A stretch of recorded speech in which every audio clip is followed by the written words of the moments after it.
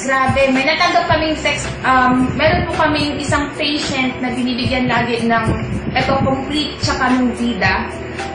Siya po nakaratay ng ilang days na po and then pinalabas na po siya ng hospital. Kasi sabi ng doktor, hindi na daw po siya mabubuhay. So, natanggap po namin yung text na yun. Sobrang grabe, ang sarap sa pakiramdam. Kasi, alam mo yung parang ginawa kang instrument ni God para mabigyan ng another life yung isang bata. Grabe talaga, hindi ko talaga makapaniwala. So, nabigay ng complete tsaka ng vida. Ito po pala si Nanay and si Nonoy Joshua.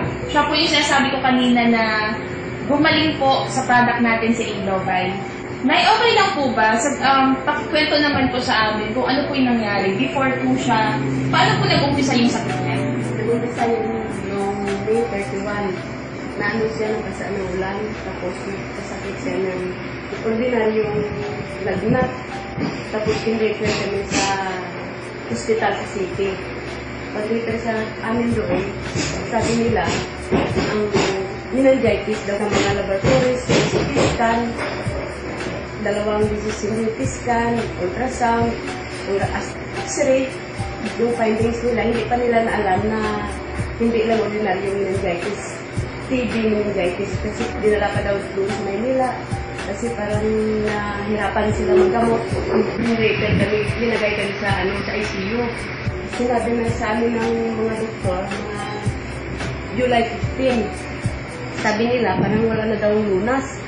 Sabi nila yung isa na lang na gawin nila yung operahan sa utak. Sabi ko sa doktor kung ilang porsyento na mabuhay siya. Sabi ng mga doktor, walang kasiguraduhan na mabuhay.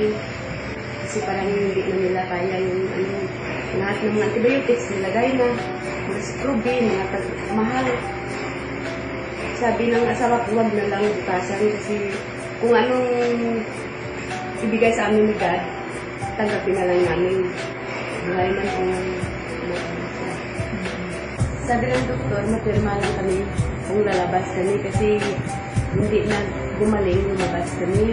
Sabi namin, sige, mapirma kami. So, tanggapin na lang namin kung anong bigay ni God kung mamatay, magpapasama. Kasi wala na kami yung choice.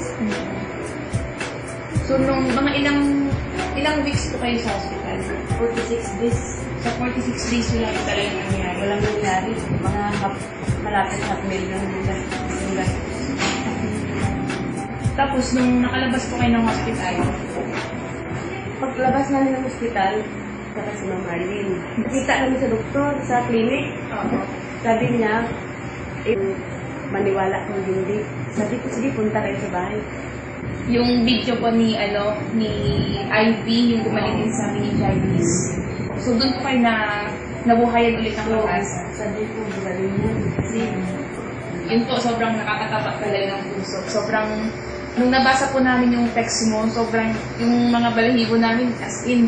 Kasi, first time po talaga namin na, kasi hindi namin ina-expect talaga, grabe yung, niya yung nakita namin yung una pa talaga, pagpunta sa bahay.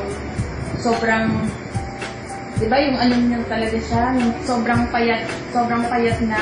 yung mga nerves na hindi na hindi na siya gumagalaw. Tapos yung tuhod niya hindi na din ma-stretch. Ano po yung unang ininom niya? Yung complete, itong complete times a day. 3 times a day. Pag inom niya ng complete na 3 times a day, yung mga nerves niya, parang nagkagalaw. Yun namin tingnan yung magalaw. Kasi sabi mo, mga 2 weeks, tingnan ko yung mga nerves niya kung magalaw. Tapos, so within 2 weeks lang po ng complete, gumalaw na po yung mga nerves niya. Hindi niya naubos yung isang box lang. And then yung itong vida. Yung vida, yung isang sasi, 2 baso, yun ang ginamit ng anak ko yung bigay ng kapatid niya. After po nung after nang gumalaw na yung mga ugat niya, ano po yung next na improvement? Magalaw na yung mga katawan niya, yung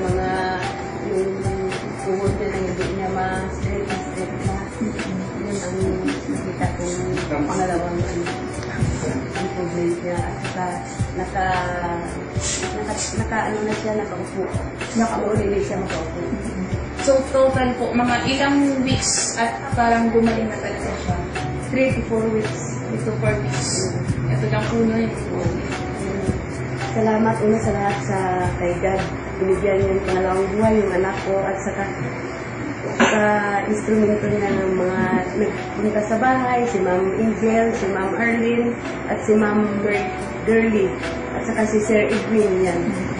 Salamat sa kanila at sa Team sa Vida at sa mga Alliance, Team Global Alliance. Salamat sa lahat.